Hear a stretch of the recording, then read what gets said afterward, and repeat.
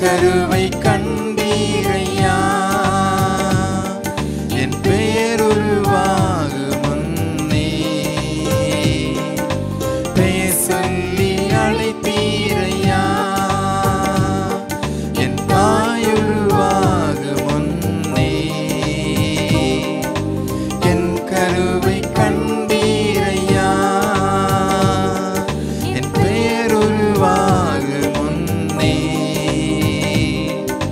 பெயர் சொல்லி அழைத்தீரையா எப்படிப்பா உமக்கு நன்றி சொல்லுவேன் சொல்ல வார்த்தையே இல்லை நீங்க போதும் என் வாழ்க்கை முழுவதும் வேறு ஆசையே இல்லை எப்படிப்பா உமக்கு நன்றி சொல்லுவேன் சொல்ல வார்த்தையே இல்லை நீங்க போதும் என் வாழ்க்கை முழுவதும் வேறு ஆசையே இல்லை என் தாய் உருவாகும் முன்னே என் கருவை கண்டீரையா என் பெயர் உருவாகும் முன்னே பெயர் சொல்லி அழைத்தீரையா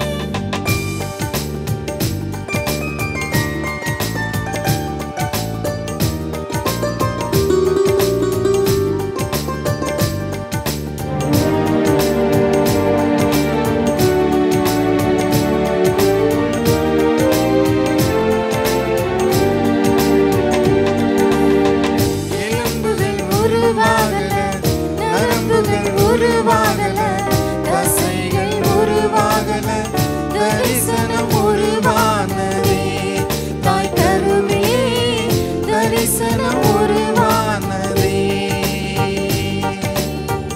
எலும்புகள் உருவாகல நரம்புகள் உருவாகல தசைகள் உருவாகல தரிசனம் உருவானதே தாய் கருவிலே தரிசனம் உருவானதே எப்படிப்பா உமக்கு நன்றி சொல்லுவேன் சொல்ல வார்த்தையே இல்லை நீங்க போதும் என் வாழ்க்கை முழுவதும் வேறு ஆசையே இல்லை எப்படிப்பா உமக்கு நன்றி சொல்லுவேன் சொல்ல வார்த்தையே இல்லை நீங்க போதும் என் வாழ்க்கை முழுவதும் வேறு ஆசையே இல்லை என் தாய் உருவாகும் முன்னே என் கருவை கண்டீரையா என் பெயர் உருவாகும் முன்னே பெயர் சொல்லி அழைத்தீரையா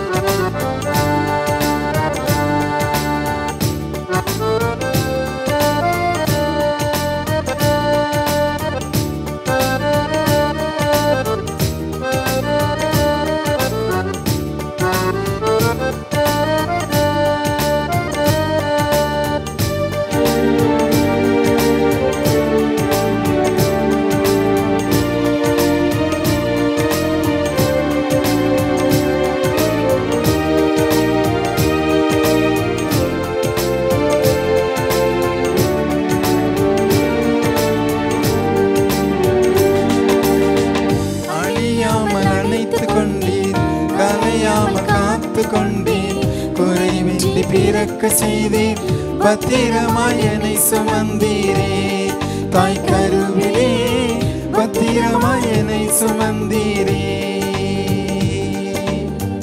அழியாமல் அணைத்து கொண்டீர் கலையாமல் காத்து கொண்டீர் குறைவின்றி பிறக்க செய்தீர் பத்திரமாய் என்னை சுமந்தீரே தாய் கருவிலே பத்திரமாய் என்னை சுமந்தீரே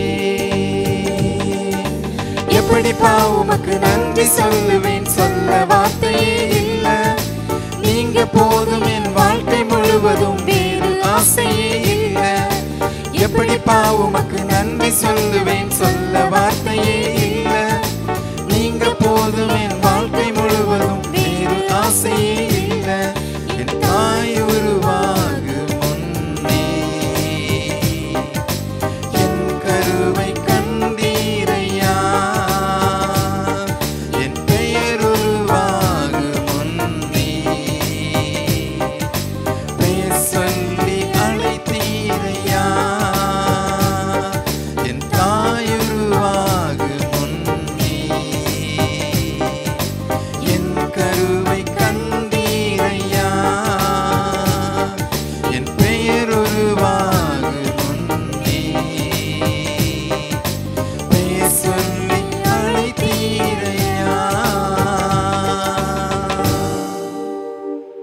இயேசு கிறிஸ்துவின் இனிய நாமத்திலே உங்கள் அனைவருக்கும் எங்களுடைய அன்பான வாழ்த்துக்கள்.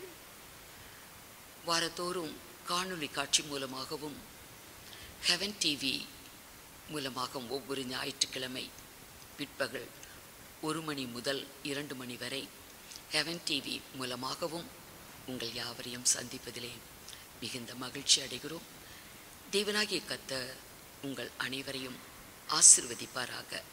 கண்களை மூடி நாம் ஜெபிப்போம். சர்வ வல்லமையுள்ள எங்கள் தேவனாகிய கர்த்தாவே, நன்றி உள்ள உள்ளத்தோடு கர்த்தருடைய நாமத்தை மகிமைப்படுத்துகிறோம். கர்த்தருடைய ஆவியானவர் எங்களோடு கூட இருக்கிறீர். நீர் எங்களோடு இடைப்படுகிறீர். கர்த்தருடைய ஆவியானவர் தம்முடைய வார்த்தைகள் எங்களுக்கு அருள் செய்கிறீர். கேட்கிற தம்முடைய மக்களை நீர் ஆசீர்வதிக்கிறீர். உமக்கே மகிமை உண்டாகட்டும். துதிகன மகிமையெல்லாம் முக்கிய ஏறெடுக்கிறோம். இயேசு கிறிஸ்துவின் மூலமாய் வேண்டிக் கொள்ளுகிறோம் பரிசுத்த பிதாவே, ஆமென். மார்க்கு சுவிசேஷம் 11ஆம் அதிகாரம் 15 17 வரைக்கும். அவர்கள் எருசலேமுக்கு வந்தார்கள். இயேசு தேவாலயத்தில் பிரவேசித்து ஆலயத்தில் விற்கிறவர்களையும் கொல்லுகிறவர்களையும் துரத்திவிட்டு காசுக்காரருடைய பலகைகளையும் புறா விற்கிறவர்களுடைய ஆசனங்களையும் கவிழ்த்து, ஒருவனும் தேவாலயத்தின் வழியாக யாதொரு பண்டத்தையும் கொண்டு போக விடாமல், என்னுடைய வீடு எல்லா ஜனங்களுக்கும் ஜப வீடு என்னப்படும் என்று எழுதியிருக்கவில்லையா? நீங்களோ அதை கள்ளர் குகையாக்கினீர்கள் என்று அவர்களுக்கு சொல்லி உபதேசித்தார். கர்த்தருடைய நாமத்துக்கு மகிமை உண்டாவதாக. ஆண்டவராகிய இயேசு கிறிஸ்து எருசலேம் தேவாலயத்துக்கு அவரும் அவருடைய சீஷர்களும் அங்கே போகிறாங்க. ஆலயத்துக்குள்ள பிரவேசித்த போது ஆலயத்திற்குள் அவர்கள் பார்த்த காரியம், ஆலயம், கர்த்தருடைய ஆலயம், தேவனுடைய ஆலயம், அங்கே கர்த்தரை மகிமைப்படுத்தி ஆராதனை தான் நடக்கணும். ஆலயத்திலிருந்து பரலோகத்தின் தேவனுக்கு மகிமை உண்டாக வேண்டும். ஆனால் இங்கே பார்க்கிறோம், இயேசு கிறிஸ்துவும் சீஷர்களும் பார்த்த ஒரு காட்சி, ஆலயத்தில் விற்கிறவர்களையும் கொள்ளுகிறவர்களையும் பார்க்கிறார். விற்கிறாங்க, வாங்குறாங்க, வியாபார வீடு. அவர்களை பார்த்த பொழுது அவருக்கு மிகுந்த ஒரு கோபம், வைராக்கியம் உண்டாகி சாட்டவார உண்டு பண்ணி அடித்து துரத்துகிறார். அவர்களை துரத்தி விட்டு காசுக்காரர்களுடைய பலகைகளையும் புறா விற்கிறவர்களுடைய ஆசனங்களையும் அவர் கவிழ்த்து போட்டார். யாரும் இனிமேல் தேவாலயத்தின் இந்த வாசல் வழியா இந்த மாதிரி பொருள்களை கொண்டு வந்து விற்பனை செய்யக்கூடாது, இந்த வழியை யாரும் வரக்கூடாது என்று அவர் கூறினார். கூறிவிட்டு அவர்களுக்கு ஒரு உபதேசம் பண்ணினார். என்னுடைய வீடு எல்லா ஜனத்துக்கும் அது ஜெப வீடு என்று எழுதப்பட்டு இருக்குது. நீங்கள் அதை அறியாமல் இருக்கிறீங்களா? நீங்கள் கர்த்தருடைய ஆலயத்தை, என் பிதாவின் வீட்டை கள்ளர் குகையாக்கினீர்களே என்று சொன்னார். கள்ளனுடைய குகை அவன் பதுக்கி வைத்திருக்கக்கூடிய மறைவான ஒரு இடம். விலை உயர்ந்த பொருட்கள் இருக்கும், பணம், பொருள், வெள்ளி, பொன், இப்படி அவன் திருடி கொண்டு வந்த அபகரித்த பொருள்கள் எல்லாம் மறைக்கப்பட்டு இருக்கும். என் பிதாவின் வீடு இதை கள்ளர் குகையாக்கினீர்கள். தேவனுடைய வீடு, ஆலயம், அது ஜெப வீடு. வேதத்தில் எழுதியிருக்கு, ஜெப வீடு என்று எழுதப்பட்டு இருக்கிறதே. என்னுடைய வீடு எல்லா ஜனத்துக்கும் அது ஜெப வீடு எனப்படும் என்று வேதத்தில் எழுதப்பட்டு இருக்கிறது. ஏசாயா 56:7 அதை அவர்களுக்கு நினைப்பூட்டினார். வேதத்தில் எழுதப்பட்டு இருக்கிறதே, ஏன் இப்படி செய்தீங்க என்று கடிந்து கொண்டு அவர்களுக்கு உபதேசித்தார் என்று பார்க்கிறோம். அப்படியே இதே காரியம் யோவான் சுவிசேஷத்திலையும் எழுதப்பட்டிருக்கும். யோவான் சுவிசேஷம் 2ஆம் அதிகாரம் 13 17 வரைக்கும் நம்ம வாசித்து பார்த்தா, அங்கே இயேசு கிறிஸ்து தேவாலயத்துக்குள்ளே போகிறார். அங்கே பார்த்தா ஆடுகளும் மாடுகளும் விற்பனைக்கு கொண்டு வந்திருக்குது. ஆலயத்துக்குள்ள புறா விற்கிறாங்க. உடனே அவர் கயிற்றினாலே சாட்டவாரை உண்டு பண்ணி அவைகளெல்லாம் அடித்து வெளியேற்றி துரத்தி விட்டு, என் பிதாவின் வீட்டை நீங்க வியாபார வீடாக்கிட்டீங்க, இது வியாபார வீடு, மார்க்கல கள்ளர் குகை, தேவனுடைய வீடு, அதை வியாபாரம் பண்ணக்கூடிய ஒரு ஸ்தலமா மாத்திட்டீங்களே, என்னுடைய வீடு எல்லா ஜனத்துக்கும் ஜப வீடு என்று எழுதி இருக்குதே என்று அவர் அந்த இடத்தை சுத்தப்படுத்துகிறார். அவங்கள எல்லாம் அடிச்சு துரத்துக்கிறார். ஆம், தேவனின் வீடு, கர்த்தரை தொழுது கொள்ளக்கூடிய, ஆராதனை செய்யக்கூடிய தேவனுடைய வீடு, அது ஜப வீடு. அங்கே ஜபதான் நடக்கணும், ஆராதனை தான் நடக்கணும். அந்த வீட்டிலே தேவன் மகிமைப்பட வேண்டும். அவர் ஆலயத்தில் சொன்னார், இங்கே என் கண்கள் திறந்திருக்கும், என் செவிகள் கவனிக்கும், என் இருதயம் இந்த ஆலயத்தில் என்னாலும் வைக்கப்பட்டிருக்கும் என்று எருசலேம் தேவாலயத்தை பார்த்து சொன்னார். ஆனால் இப்பொழுது இயேசு கிறிஸ்து நின்று கொண்டிருக்கிற இந்த எருசலேம் தேவாலயம் இரண்டாவது தேவாலயம். முதலாவது தேவாலயம் சாலமோனால் கட்டப்பட்டது. அது பாபிலோனியர்களால் அழிக்கப்பட்டு போய்விட்டது. அதன் பிறகு கட்டி எழுப்பப்பட்ட இரண்டாம் ஆலயம். இந்த ஆலயம் அது ஜப வீடாக இருக்கணும், வியாபார வீடாக கள்ளர் குகையாக இருக்கிறது. வேதம் சொல்லுகிறது, தேவனுடைய வீடு, நாமும் தேவனுடைய வீடு தான், நாமும் தேவனுடைய வீடு என்று வேதம் சொல்லுது. மோசேயை குறித்து அப்போஸ்தலனாகிய பவுல் எபிரெயர் 3ஆம் அதிகாரத்தில் எழுதிட்டு வருவார். மோசே தேவனுடைய வீட்டிலே எங்கும் உண்மையுள்ளவனாய் இருந்தான்.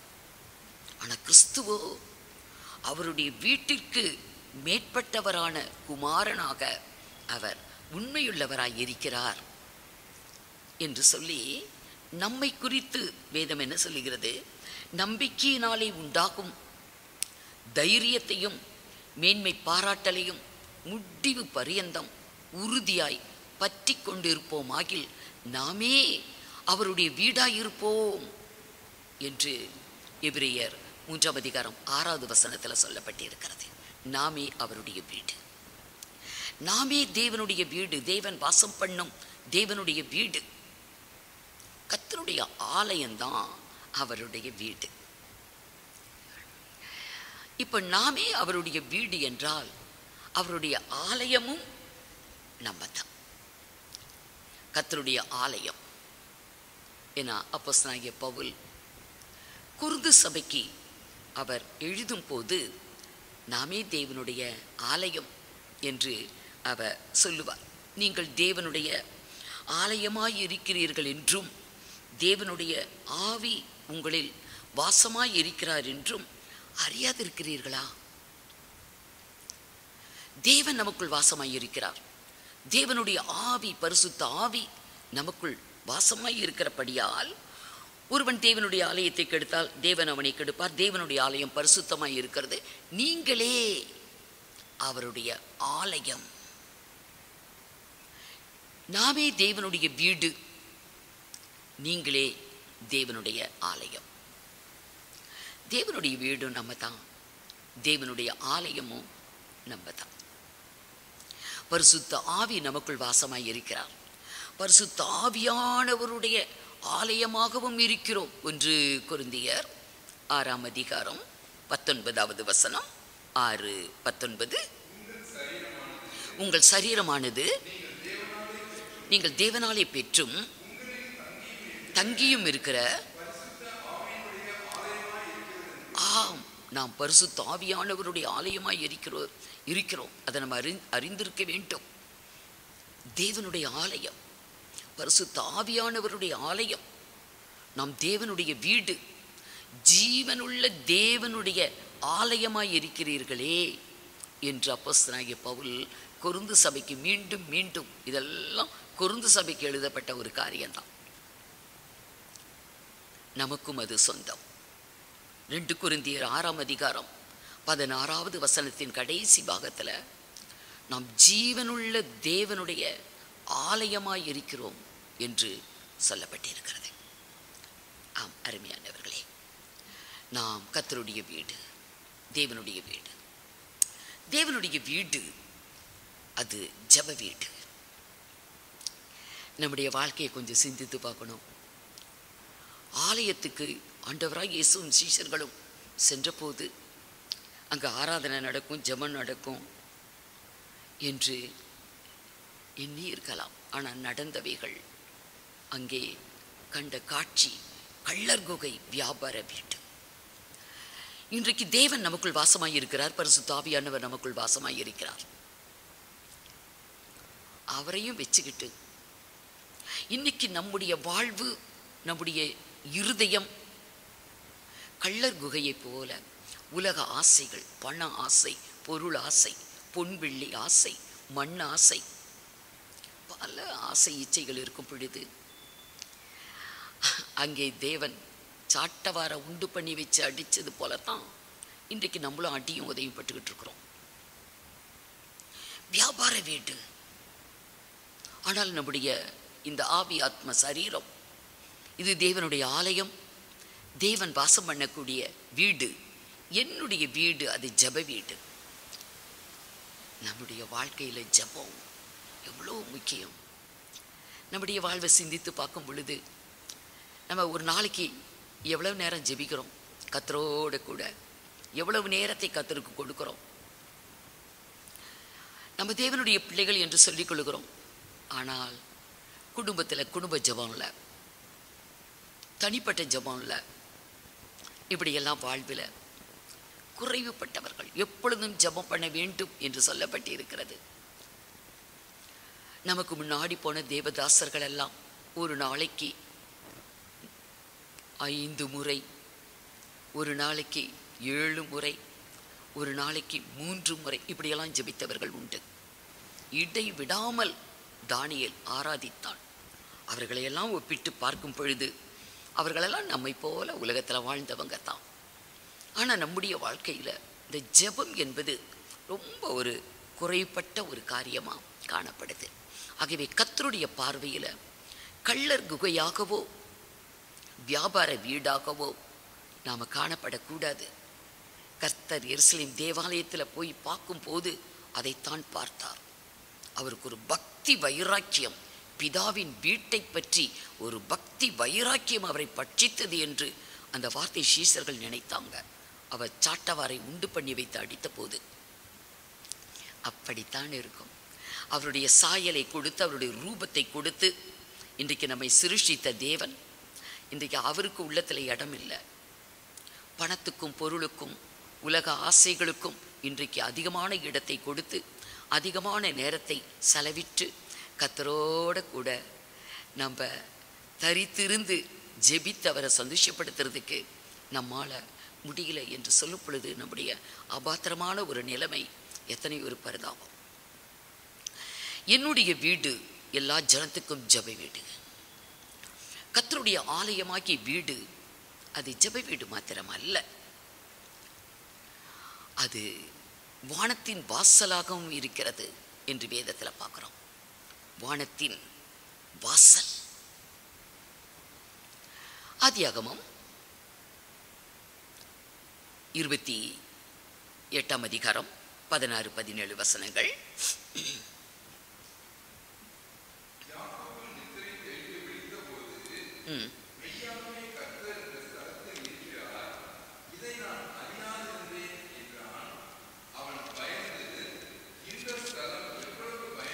எவ்வளவு பயங்கரமாய் இருக்கிறது. தேவனுடைய வீடே அல்லாமல் வேறல்ல, இது வானத்தின் வாசல். இது வானத்தின் வாசல். யாக்கோபு அப்படி சொல்லுகிறார். இந்த ஸ்தலம் எத்தனை எத்தனை பயங்கரமாய் இருக்கிறது. இது தேவனுடைய வீடே அல்லாமல் வேற அல்ல. இது தேவனுடைய வீடு. இது வானத்தின் வாசல் என்று அவன் சொல்லுறான். எப்ப சொன்னான்? நமக்கு சரித்திரம் நல்லாவே தெரியும். தன் தகப்பனை ஏமாற்றி அண்ணனை போல வேஷம் போட்டு அண்ணனுக்கு வரக்கூடிய, ஏசாவுக்கு வரக்கூடிய ஆசீர்வாதங்களை அவன் பெற்றுக்கொண்டு இப்போ அவனுடைய கோபத்தை சம்பாதித்து அவன் கொலை செய்யணும் என்று காத்திருக்கான். அம்மாவுடைய போதனைப்படி மாமா வீட்டுக்கு போகிறான்.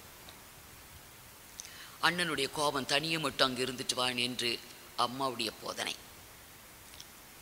இவன் புறப்பட்டு போகிறான். ஒரு வாலிபன் பெற்றோருடைய அன்பை விட்டு இவன் புறப்பட்டு மாமா வீட்டுக்கு போகும் பொழுது வழியில் தங்குறான்.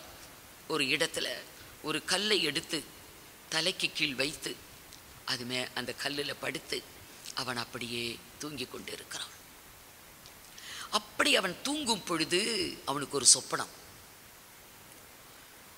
வானத்துக்கும் பூமிக்கும் அவன் படுத்திருந்த இடத்திலிருந்து வானத்துக்கு ஒரு ஏணி வைக்கப்பட்டிருக்கிறது. தேவதூதர்கள் இறங்குகிறதையும் ஏறுகிறதையும் அவன் பார்க்கிறான். அந்த ஏணியின் மேல வானத்துல தேவன் இவனோடு பேசுகிறார். என்ன பேசினாரு? வாசிங்க. ஆதியாகமம் 28ஆம் அதிகாரம் 11-12. ஒரு இடத்திலே வந்து சூரியன் அஸ்தமித்தபடியினால் அங்கே ராத்தங்கி அவ்விடத்து கற்களில் ஒன்றை எடுத்து தன் தலையின் கீழ் வைத்து அங்கே நித்திரை செய்யும்படி படுத்துக்கொண்டான். அங்கே அவன் ஒரு சொப்பனம் கண்டான். இதோ ஒரு ஏணி பூமியிலே வைக்கப்பட்டிருந்தது. அதன் நுனி வானத்தை எட்டி இருந்தது.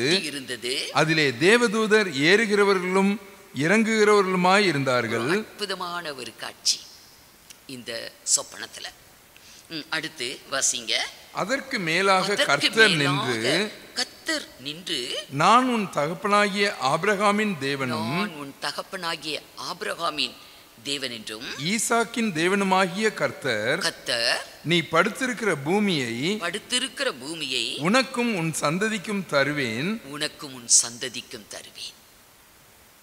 கொஞ்சம் கூட நினைச்சு பார்த்திருக்க மாட்டான்.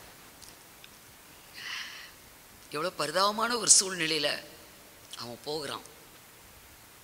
அந்த இடத்துல படுத்து அவன் தூங்குறான். தேவனாகிய கர்த்தர் அவனுக்கு சொப்பனத்தில் வெளிப்பட்டு நீ படுத்திருக்கிற இந்த பூமி உனக்கும் உன் சந்ததிக்கும் நான் சொந்தமாய் கொடுக்கிறேன் என்று சொன்னார். அது மட்டும் இல்ல, அடுத்த வசனம், உன் சந்ததி பூமியின் தூளை போல் இருக்கும். நீ மேற்கேயும் கிழக்கேயும் வடக்கேயும் தெற்கேயும் பரம்புவாய். உனக்குள்ளும் உன் சந்ததிக்குள்ளும் பூமியின் வம்சங்கள் எல்லாம் ஆசீர்வதிக்கப்படும். வெறும் கையும் கோலுமா போகிறான். கர்த்தர் கொடுத்த ஒரு ஆசீர்வாதம். உனக்குள்ளும் உன் சந்ததிக்குள்ளும் இந்த உலகம் முழுவதும் இருக்கிற எல்லா ஜனங்களும் ஆசீர்வதிக்கப்படுவார்கள். இஸ்ரவேல் இல்லாமல் உலகத்துக்கு ஆசீர்வாதம் இல்லை. இஸ்ரவேல் இல்லாமல் உலகத்து மக்கள் யாருக்கும் ஆசீர்வாதம் இல்லை. ஆசீர்வாதம் அவர்கள் மூலமாகவே வருகிறது. இப்படி அவனை இன்னும் அதிகமாய் ஆசீர்வதித்து இதையெல்லாம் நான் உனக்கு நிறைவேற்றி முடிக்கிற வரைக்கும் நான் உன்னை விட்டு விலக மாட்டேன், உன்னோடு கூட இருப்பேன் என்று கர்த்தர் வாக்கு பண்ணுகிறார். திடீர்னு விழிச்சிட்டான். விழித்து எழுந்து அப்பதான் இந்த வார்த்தையை சொல்லுவான். 16-17 வசிங்க. யாக்கோபு நித்திரை தெளிந்து விழித்த போது மெய்யாகவே கர்த்தர் இந்த ஸ்தலத்தில் இருக்கிறார். மெய்யாகவே கர்த்தர் இந்த ஸ்தலத்தில் இந்த பூமியில் இருக்கிறார். இதை நான் அறியாதிருந்தேன் என்றான். அவன் பயந்து இந்த ஸ்தலம் எவ்வளவு பயங்கரமாய் இருக்கிறது, ஸ்தலம் எத்தனை பயங்கரமாய் இருக்கிறது, இது தேவனுடைய வீடே அல்லாமல் வேறல்ல, இது வானத்தின் வாசல் என்றான். இது தேவனுடைய வீடு, இது வானத்தின் வாசல் என்றான். அவன் படுத்திருக்கிற பூமியை தான் அவனுக்கும் அவன் சந்ததிக்கும் தேவன் சொந்தமாய் கொடுத்தார். இன்றைக்கு இருக்கிற இஸ்ரவேல் தேசம், பாலும் தேனும் ஓடக்கூடிய கானான் தேசம் என்று சொல்லப்பட்ட இஸ்ரவேல் தேசம், அதை தேவன் அவர்களுக்கு கொடுத்தார். அது அந்த தேசம் ஒரு முக்கியமான ஒரு தேசம். உலகத்தில் எவ்வளோ தேசங்கள் உண்டு, எவ்வளோ நாடுகள் இருக்கிறது. ஆனால் அவைகளுக்கெல்லாம் இல்லாத ஒரு பெரிய ஒரு சிறப்பு என்பது இஸ்ரவேல் தேசத்துக்கு உண்டு. அந்த ஸ்தலத்துக்கும் வானத்துக்கும் நேரடியான ஒரு தொடர்பு. தேவன் அங்கே வாசமாய் இருக்கிறார். தேவன் அந்த ஸ்தலத்திலே இருக்கிறார். அது தேவனுடைய வீடு. அது வானத்தின் வாசல். இன்றைக்கு அந்த வாசல் அடைக்கிறதுக்கு தான் இன்றும் சரி அன்றும் சரி சாத்தான் ரொம்பவே பாடுபடலாம். அந்த வானத்தின் வாசலை அடைப்பதற்கு அன்றைக்கு ஆமான் திட்டமிட்டான். யூதர்கள் அனைவரையும் அழிக்கணும் என்று வானத்தின் வாசலை அடைக்கிறதுக்காக அவன் பாடுபட்டான். அவன் தான் செத்தான், அவன் தான் அழிந்தான். ஹிட்லர் என்று சொல்லக்கூடிய ஒரு சர்வாதிகாரி 60 லட்சம் யூதர்களை கொன்று குவித்தான். வானத்தின் வாசலை அடைப்பதற்கு எத்தனை பேர் பிரயாசப்பட்டாங்க. அவன் தற்கொலை பண்ணி செத்துட்டான். இன்றைக்கும் சுற்றியுள்ள அரபு நாடுகள் எல்லாம் வானத்தின் வாசலை அடைக்க வேண்டும் அப்படிதான் சொல்றாங்க. இஸ்ரவேல் என்று ஒரு நாடு இருக்கவே கூடாது. வரைபடத்தில் அந்த நாடு இல்லாம போகணும். அது ஒரு கேன்சர். ஈரான் சொல்லுது கேன்சர். அது இருந்தா உலகத்துக்கே கேடு. அந்த இஸ்ரேல் தேசம் அழிக்கப்பட்டால்தான் உலகமே நல்லா இருக்கும் என்று சொல்லுறாங்க. வானத்தின் வாசலை யார் அடைக்க முடியும்? அது தேவனின் வீடு. தேவன் அங்கே இருக்கிறார். பாவிகள் தான், உலகத்தில் எல்லாருமே பாவம் செய்கிறவங்க தான். பாவம் செய்யாத மனிதன் உலகத்தில் இல்லையே என்று வேதத்தில் சொல்லப்பட்டு இருக்குது. பாவம் செய்கிறவங்க தான். யூதர்கள் பாவிகள் தான். ஆகிலும் தேவன் அவர்களை நேசிக்கிறார். அவர்கள் மீது அன்பு கூர்ந்தார். இந்த உலகத்தில் நீங்கள் திரட்சியான ஒரு ஜனம் என்று நான் உங்களை தெரிந்து கொள்ளவில்லை. உலகத்தில் இருக்கக்கூடிய சகல ஜனங்களில் நீங்கள் கொஞ்சமாய் இருந்தீர்கள். ஆகவே உங்களிடத்தில் அன்பு வைத்து நான் உங்களை தெரிந்து கொண்டேன் என்று கர்த்தர், நீங்கள் எனக்கு பரிசுத்த ஜனம், என்னுடைய சொந்த சம்பத்து, எனக்கு சொந்தமானவர்கள் என்றெல்லாம் என்னென்னவெல்லாம் தேவன் அவர்களை குறித்து சொல்லி வைத்திருக்கிறார். வேதத்தில் எழுதப்பட்டிருக்கிறது. ஆனால் அவர்கள் செய்த பாவத்தின் நிமித்தம்தான் புடமிடப்படுகிறாங்க, சோதிக்கப்படுகிறாங்க, உபத்திரப்படுகிறாங்க. இந்த 2025 ஒரு சில மாதங்களுக்கு முன்பு, சரியாக கரெக்டாக சொல்ல தரல, ஒரு சில மாதங்களுக்கு முன்பு தினத்தந்தி நாளிதழில் ஒரு தலைப்பு ஜெருசலம் அப்படின்னு போட்டு ஒரு செய்தி வந்திருந்தது. நான் அதை அப்படியே கட் பண்ணி எடுத்து வச்சுக்கிட்டேன். அதில் எழுதியிருந்தது பாருங்க, வானத்தின் வாசலை அடைப்பதற்கு, தேவனுடைய வீட்டை அழிப்பதற்கு, எருசலேம் தேவாலயம் 2 முறை அழிக்கப்பட்டு இப்போ ஆலயமே இல்லை, எருசலேம் தேவாலயம் இல்லை. அந்த சத்துரு எத்தனையாய் துவக்கத்தில் இருந்தே பிரயாசப்பட்டு கொண்டிருக்கிறான். அந்த பத்திரிகையில் எழுதியிருந்தது, 2 முறை இஸ்ரேல் ஜெருசலம் தரைமட்டமாக்கப்பட்டது சத்துருக்களால். 23 முறை முற்றுகையிடப்பட்டதாம். அதை அழிப்பதற்காக சத்துருக்கள் முற்றுகையிட்டாங்க. 52 முறை அங்கே தாக்குதல் நடந்திருக்குது. 44 முறை அந்த இடம் கைப்பற்றப்பட்டது. பத்திரிகையிலே வந்த செய்தி. கிறிஸ்து பிறப்பதற்கு முன்பே 4000 ஆண்டுகள் முதலே அங்கே ஜனங்கள் குடியேற்றப்பட்டு ஜனங்கள் வாழக்கூடிய ஒரு பழமையான ஒரு நகரம்தான் ஜெருசலம், இஸ்ரேல் நாடு. அதனுடைய மதில் சுவர்கள் எல்லாம் அந்த காலத்தில் உள்ள மதில் சுவர்கள் இனிமே இருக்குது. அப்படி இன்றைக்கு இஸ்ரேல் நாடு ஜெருசலம் என்றால் அது உலகத்துக்கே ஒரு பாரம்பரிய சொத்து, பழமையான நகரம் என்றெல்லாம் அதில் எழுதப்பட்டு இருந்தது. இப்படிப்பட்ட இந்த நாட்டை தான் தேவனாகிய கர்த்தர் ஆபிரகாமுக்கு ப்ராமிஸ் பண்ணினார், வாக்கு பண்ணினார். ஆதியாகமம் 17ஆம் அதிகாரம் 8வது வசனம். 17:8. நீ பரதேசியாய் தங்கி வருகிற கானான் தேசம் முழுவதையும் உனக்கும் உனக்கு பின்வரும் உன் சந்ததிக்கும் நித்திய சுதந்திரமாக கொடுத்து நான் அவர்களுக்கு தேவனாய் இருப்பேன் என்றார். கர்த்தர் கொடுத்த வாக்குத்தத்தம். உனக்கும் உன் சந்ததிக்கும். அவனுக்கு பிள்ளையே இல்லை, அந்த வேளையில தேவன் கொடுத்த வாக்குத்தத்தம். உனக்கும் உன் சந்ததிக்கும். நீ பரதேசியா தங்கி வாழ்ந்து கொண்டிருக்கிற இந்த கானான் தேசம் முழுவதையும், பாலும் தேனும் ஓடக்கூடிய இந்த தேசம் முழுவதையும், இஸ்ரவேல் தேசம் முழுவதையும் உனக்கு நித்திய சுதந்திரம். அது என்றென்றைக்கும் மாறாது, நிலையானது, நித்தியமான சுதந்திரமாய் உனக்கு கொடுக்கிறேன். நான் உன் தேவனாகிய கர்த்தர் என்று சொல்லி வாக்கு பண்ணினார். அது தேவனுடைய வீடு, இஸ்ரேல் தேசம். அது வானத்தின் வாசல். இன்றைக்கும் உலகம் வியந்து தான் பார்க்குது. அவங்களுடைய திறமை, வீரம், அறிவு, அழகு. யாருக்கும் பயப்பட மாட்டேங்கிறாங்க.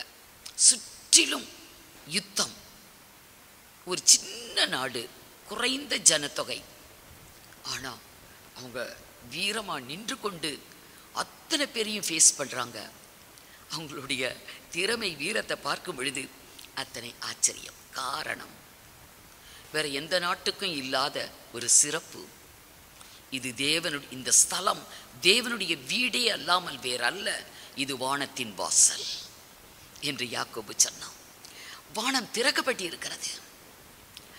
வானம் திறக்கப்பட்டு இருக்கிறது. நேரடியான ஒரு தொடர்பு அந்த ஸ்தலத்துக்கும் வானத்துக்கும். வானத்தின் வாசல். இதை அடைப்பதற்கு தான் இன்றைக்கு உலகமே 147 நாடுகளுக்கு மேலா எதிர்த்து நிற்கிறாங்க. அதை மற்றவங்களுக்கு கொடுக்கணும், பலஸ்தீனருக்கு கொடுத்துடணும், ஜெருசலத்தை 2ஆ பிரிக்கணும், அவங்களுடைய பாரம்பரிய சொத்து, அவங்களுடைய ஆலயம் இருந்த இடம், அவங்க எதையோ உனக்கு பிடிச்சி கட்டி வச்சுட்டாங்க மசூதி, அதனால் சொந்தம் பாராட்டி கொண்டு இருக்கிறாங்க. அதை அவங்களுக்கு கொடுத்துடணும். புதிய எருசலேம் என்று ஒன்றை உருவாக்கியிருக்காங்க, அதை யூதர்களுக்கு கொடுக்க வேண்டும் என்று உலகமே அவ்வளோ நாடுகள் எழும்பி நின்று கொண்டு இருக்கிறாங்க. ஆபிரகாமுக்கு தேவன் சொன்னாரு, இந்த கானான் தேசம் முழுவதும் உனக்கும் உன் சந்ததிக்கும் நித்தியமான சுதந்திரமாய் கொடுக்கிறேன் என்று ஆதியாகமம் 17ஆம் அதிகாரம் 8வது வசனத்தில் சொல்லப்பட்டிருக்கிறது. அந்த ஸ்தலம் அது தேவனின் வீடு, வானத்தின் வாசல். எத்தனை பேர் அழிக்க வேண்டும் என்று திட்டம் தீட்டி பிரயாசப்பட்டாலும் ஒன்றுமே நடக்கலை. 2 முறை இது அழிக்கப்பட்டது, திருப்பியும் எழும்பிருச்சு. எத்தனை முறை முற்றுகை, தாக்குதல், கைப்பற்றப்பட்ட ஒரு பூமி, அதை யாராலும் அபகரிக்க முடியல. மீண்டும் அவர்களுக்கு கிடைத்தது. தேவன் அங்கே இருக்கிறபடியால தான், தேவன் அவர்களை நேசிக்கிறபடியால தான். அது வானத்தின் வாசல். உலகத்தில் எவ்வளோ நாடுகள் இருக்குது. எந்த தேசத்திலையும் வானம் திறக்கப்பட்டதாக ஒரு தேசத்திலிருந்து செய்தி வந்ததில்லை. ஆனால் இந்த தேசத்தில் எத்தனை முறை வானம், திறந்த வானத்தை தரிசிக்க முடிந்தது. தேவனே மனிதனாய் இந்த உலகத்துக்கு வந்தார் பாவிகளை ரட்சிக்க.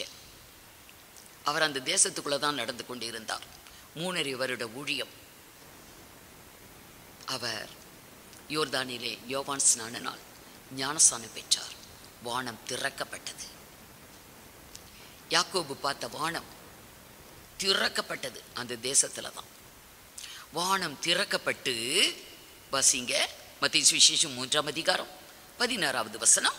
இயேசு ஞானஸ்நானம் பெற்று ஜலத்திலிருந்து கரையேறின உடனே இதோ வானம் அவருக்கு திறக்கப்பட்டது. அது வானம் திறக்கப்பட்டது. வானத்தின் வாசல் வானம் திறக்கப்பட்டது. தேவ ஆவி புறாவை போல் இறங்கி தம்மேல் வருகிறதை கண்டார். பரிசுத்த ஆவியானவர் இறங்கி வருகிறார். பிதா அவருக்கு சாட்சி கொடுக்கிறார். இவர் எனக்கு பிரியமான குமாரன், இவர் என்னுடைய நேச குமாரன், இவரிடத்தில் நான் பிரியமாயிருக்கிறேன். சாட்சி. வானம் திறக்குது அந்த தேசத்துல தான். இன்னும் பார்க்கலாம். ஸ்தேவானை எடுத்துக்கொள்ளலாம். அப்போஸ்தலர் 7ஆம் அதிகாரம். அவன் ஒரே ஒரு பிரசங்கத்தை பண்ணினான். ஆனால் ஆதியாகமம் முதல் வெளிப்படுத்தல் வரைக்கும் இருக்கும். முழு பைபிளையும் சொல்லிடுவான். இதை கேட்ட பொழுது அங்கே இருந்த ஜனங்கள் பல்லை கடித்து கல்லை தூக்கிட்டாங்க. இவனை கல்லெறிஞ்சு தான் கொல்லணும் என்று. அப்பொழுது ஸ்தேவான் மேல அண்ணாந்து பார்க்கிறாரு வானத்தை. வாசிங்க அப்போஸ்தலர் 7ஆம் அதிகாரம் 54லிருந்து 56 வரைக்கும். இவைகளை அவர்கள் கேட்ட பொழுது, அவனுடைய பிரசங்கத்தை கேட்ட பொழுது மூர்க்கமடைந்து அவனை பார்த்து பல்லை கடித்தார்கள்.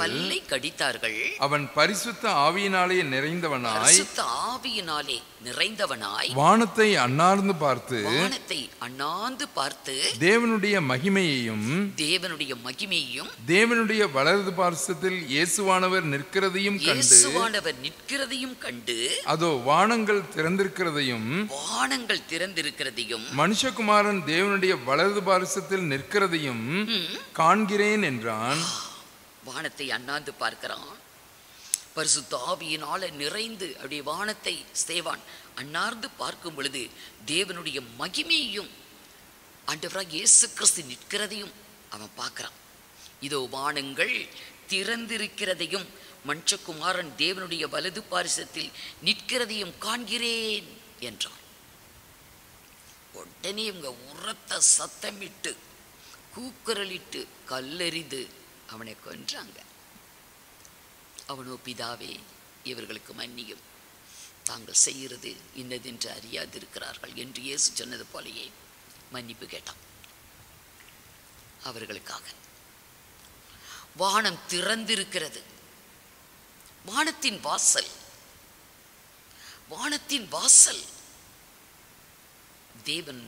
தேவனுடைய பிரசன்னம். அது தேவனுடைய வீடு. ஆகவே தேவனுடைய வீடு இது வானத்தின் வாசலே அல்லாமல் வேறல்ல. தேவனே வானத்தை திறந்து வைத்தால் யாரால் அடைக்க முடியும்? அவர் திறந்ததை யாரால் அடைக்க முடியாது. அவர் அடைத்தால் ஒருவனும் திறக்கவும் முடியாது. அப்படிப்பட்ட தேவன், தாவீதின் திறவுகோலை உடையவர் தேவன், சபைக்கு சொல்லுவர். சபைக்கு அவர் எழுதும் போது வெளிப்படுத்தல் 3ஆம் அதிகாரம் 7-8 வசனங்களை வாசிங்க. பிலடெல்பியா சபையின் தூதனுக்கு நீ எழுத வேண்டியது என்னவென்றால், பரிசுத்தம் உள்ளவரும் சத்தியம் உள்ளவரும் தாவீதின் திறவுகோலை உடையவரும் ஒருவரும் பூட்டக்கூடாதபடிக்கு திறக்கிறவரும் ஒருவரும் திறக்கக்கூடாதபடிக்கு பூட்டுகிறவருமாய் இருக்கிறவர் சொல்லுகிறதாவது, தாவீதின் திறவுகோலை உடையவர். இவர் பூட்டுனா யாராலும் திறக்க முடியாது, இவர் திறந்தா யாராலும் பூட்ட முடியாது. அன்னைக்கு நோவா பேழையை கட்டும்படி கர்த்தர் கட்டளையிட்டார். எப்படியெல்லாம் செய்யணும்னு எல்லாம் சொன்னார். கடைசியில் கதவை அடைச்சது தேவன். அவன் அடைச்சிருந்தா அவன் திறந்திருப்பான். அவனுடைய சொந்தக்காரங்கள் எல்லாம் நோவா கதவை திறன்னு தட்டியிருப்பாங்க. தண்ணிக்குள்ள ஜலத்தில் அழியும் போது திறந்திருப்பான், கட்டாயம் காப்பாற்றியிருப்பான். தேவன் அடைத்தார், மனிதன் திறக்க முடியாது. சபைக்கு அவர் சொல்லுகிறார், அவர் அப்படிப்பட்டவர். அவர் திறந்தால் யாராலும் அடைக்க முடியாது, அவர் அடைத்தால் யாராலும் திறக்க முடியாது.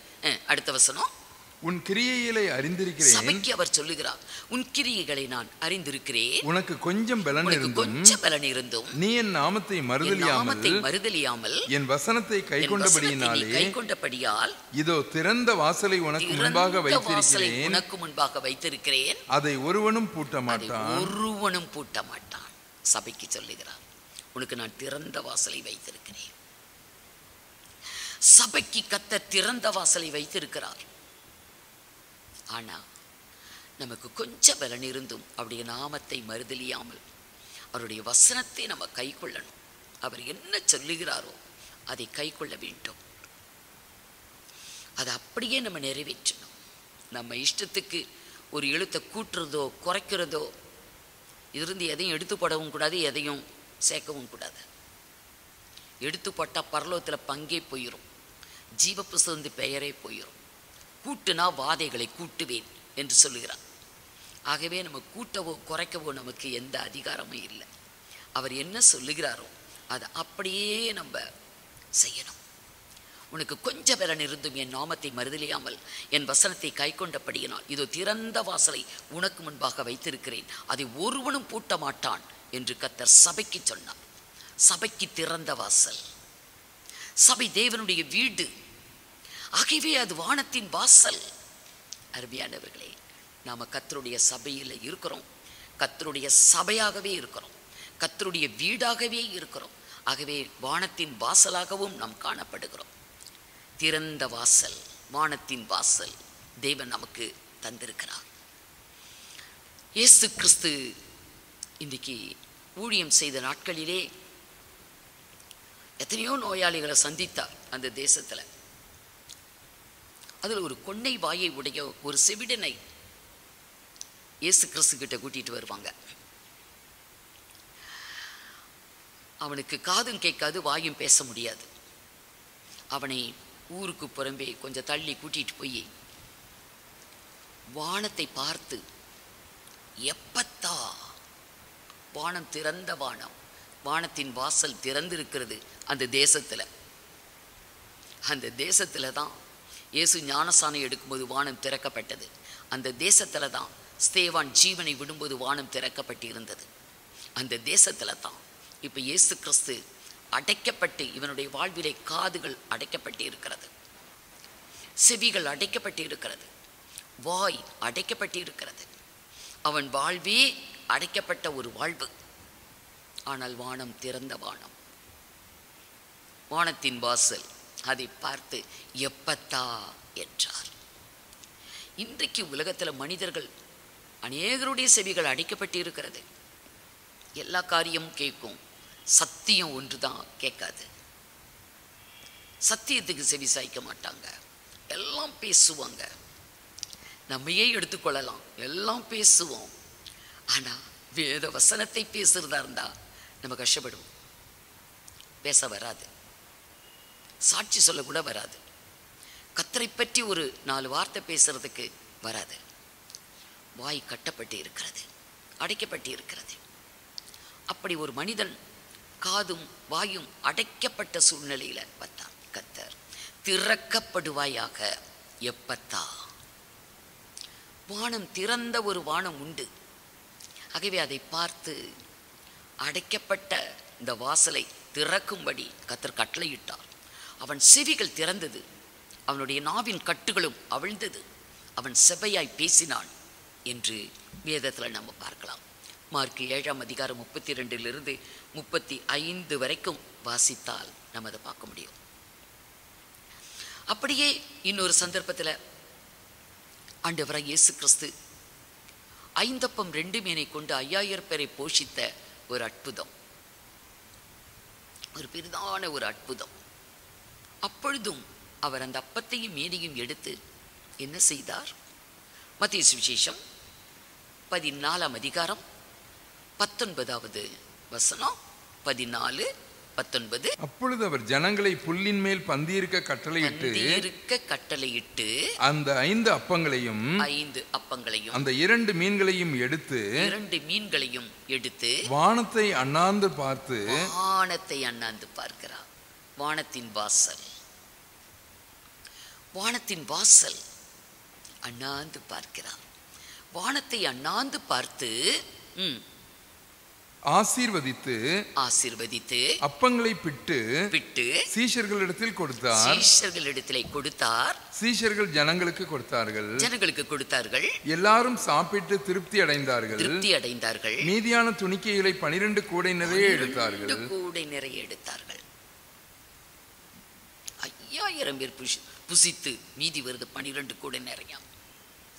அது ஒரு சிறுவனுக்குள்ள ஆகாரம். அவர் வானத்தின் வாசலை பார்த்து ஆசீர்வதித்தார்.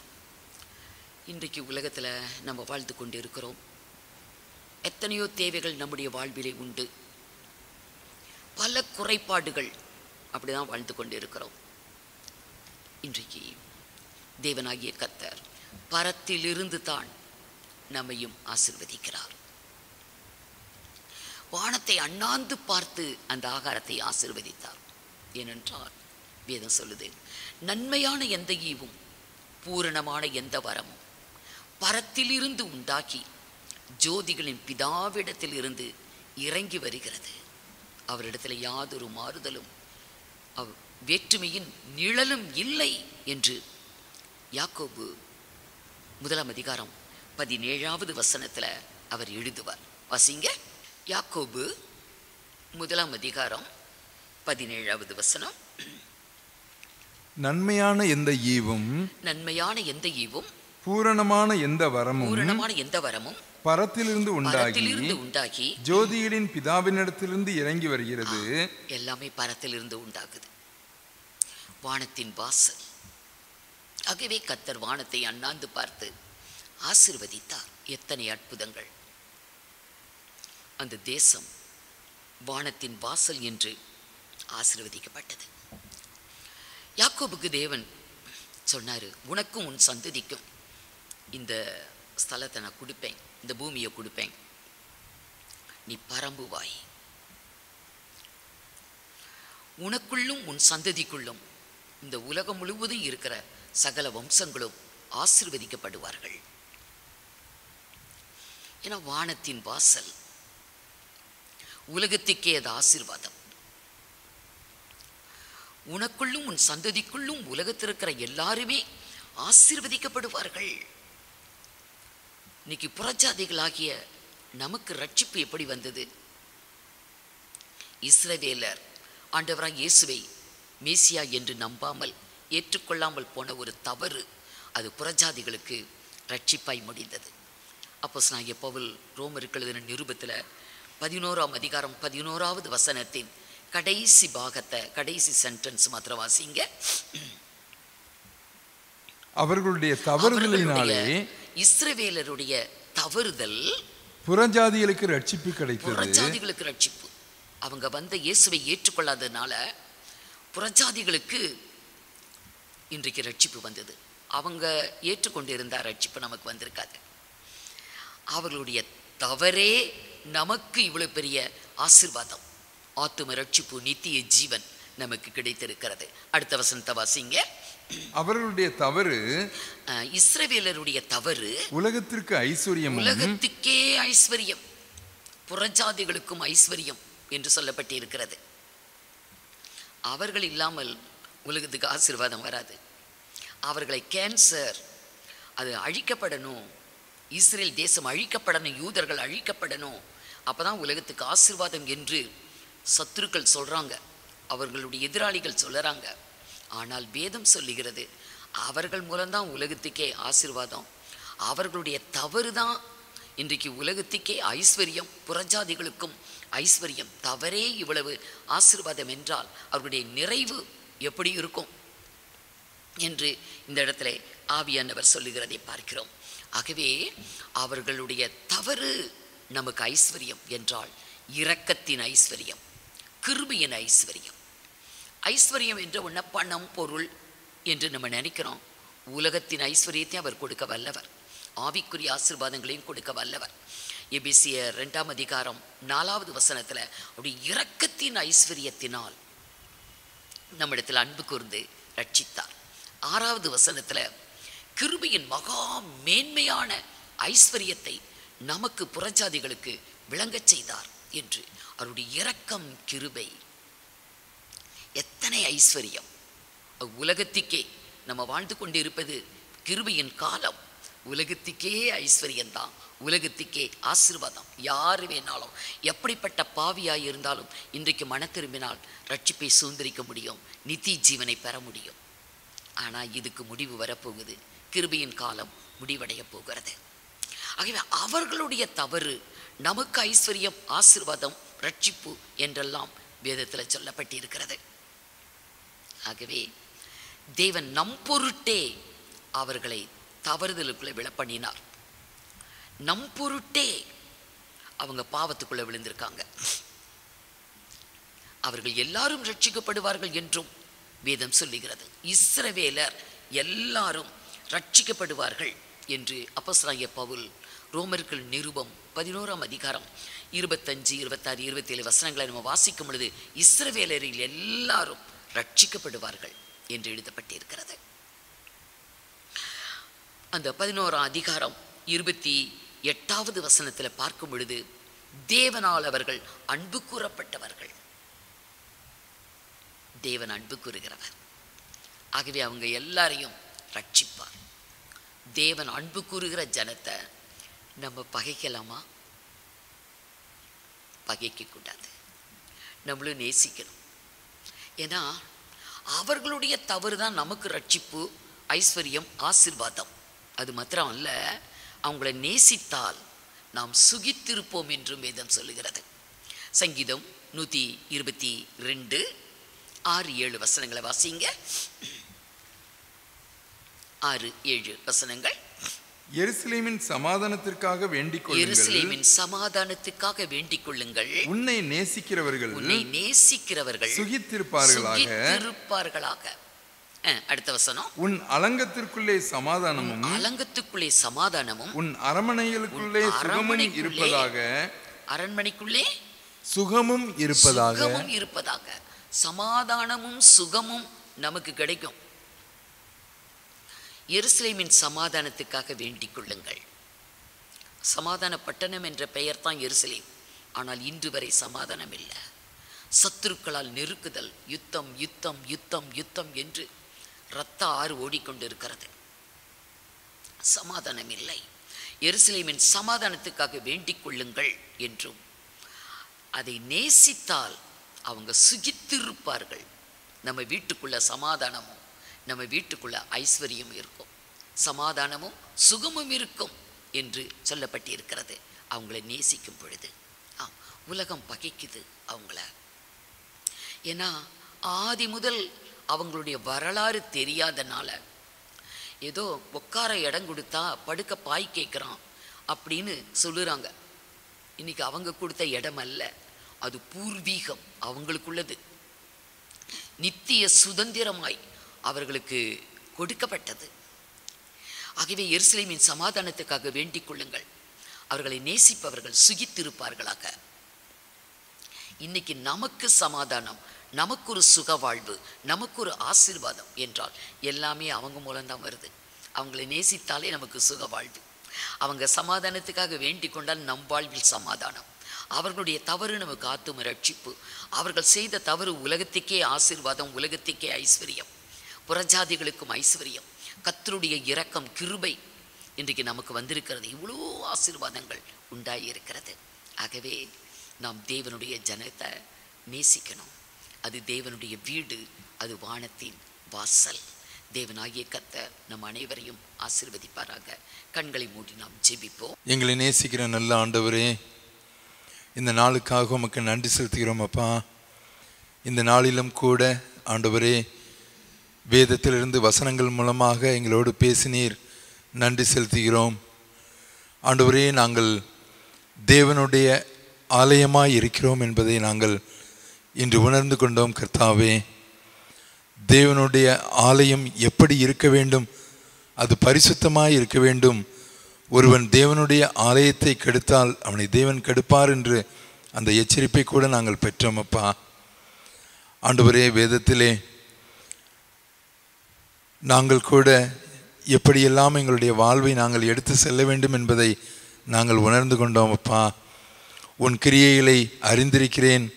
உனக்கு கொஞ்ச பலன் இருந்தும் என் நாமத்தை மறுதலியாமல் என் வசனத்தை கை கொண்டபடியினால் இதோ திறந்த வாசலை உனக்கு வைத்திருக்கிறேன் என்று சொன்னீங்கப்பா. ஆண்டவரே, நாங்கள் கிருபையின் காலத்திலே வைக்கப்பட்டிருக்கும் பொழுது ஆண்டவரே, நாங்கள் உண்மை உள்ளவர்களாக உம்முடைய வசனத்திற்கு கீழ்ப்படிந்தவர்களாக நாங்கள் இருக்கும் பொழுது ஆண்டவரே, எங்களுக்கு நீர் திறந்த வாசலை கொடுக்கிறீங்க. அதை ஒருவனும் பூட்ட மாட்டான் என்று சொல்லியிருக்கிறதப்பா. நன்மையான எந்த ஈவும் பூர்ணமான எந்த வரமும் பரத்திலிருந்து உண்டாகி ஜோதிகளின் பிதாவினிடத்திலிருந்து இறங்கி வருகிறது என்று நாங்கள் பார்த்தோம். ஆண்டவரே, எங்களுக்கும் வானத்தின் வாசலை நீங்கள் கொடுக்க போகிறதற்காக நன்றி செலுத்துகிறோம் அப்பா. நீர் எங்களுக்கு அந்த வாசலை திறந்து கொடுத்திருக்கிறீர். ஆண்டவரே, அதை நாங்கள் எங்களுக்கு சொந்தமாக்கி கொள்ள, சுதந்திரமாக்கி கொள்ள ஆண்டவரே, ஒருவேளை இஸ்ரவேலர் அல்லாத பிரஜைகளாக எங்களுக்கும் கூட ஆண்டவரே, நீர் எங்களுக்கு கிருபையை நீங்கள் கொடுத்தீங்கப்பா. நன்றி செலுத்துகிறோம். நாங்களும் கூட ஆண்டவரே, எங்களை நாங்கள் பரிசுத்தமாய் காத்து கொண்டு ஆண்டவரே, அந்த திறந்த வானத்தின் வாசல் மூலமாக கிடைக்கும் என்ற ஆசீர்வாதங்கள் ஒவ்வொன்றையும் பெறத்தக்க எங்களை நாங்கள் தாழ்த்தி ஆண்டவரே, அதற்கு தகுதி உள்ளவர்களாக எங்களை ஆக்கிக்கொள்ள எங்கள் ஒவ்வொருவருக்கும் கிருபை செய்யுமாறு ஜெபிக்கிறோம். ஆண்டவரே, ஆலயமாகிய எங்களை நாங்கள் ஆண்டவரே பரிசுத்தமாக காத்து கொள்ள எங்கள் ஒவ்வொருவருக்கும் நீங்கள் கிருபை செய்யணுமாறு ஜெபிக்கிறோம். மீன் பிரேசன் மூலம் ஜெபிக்கிறோம் நல்ல பிதாவே, ஆமேன். என் ஆத்துமாவே கர்த்தரை ஸ்தோத்திரி, என் முள்ளுலமே அவருடைய பரிசுத்த நாமத்தை ஸ்தோத்திரி. என் ஆத்துமாவே கர்த்தரை ஸ்தோத்திரி, அவர் செய்த சகல உபகாரங்களையும் மறவாதே. ஆமேன்.